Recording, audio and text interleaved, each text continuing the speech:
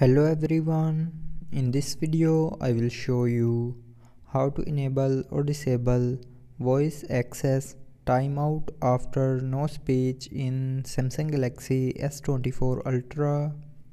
So before starting the video, don't forget to subscribe the channel and also press the bell icon. So first of all, open settings. Now in settings, scroll down and here click on accessibility. Now in accessibility, click on interaction and dexterity and then click on voice access.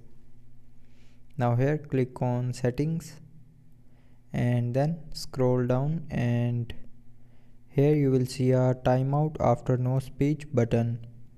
So if you want to enable voice access timeout after no speech, then turn on this button, and if you want to disable voice access timeout after no speech, then tap on this button again to turn it back off.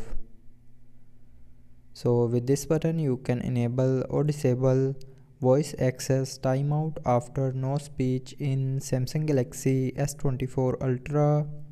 So I hope you liked the video. Thanks for watching.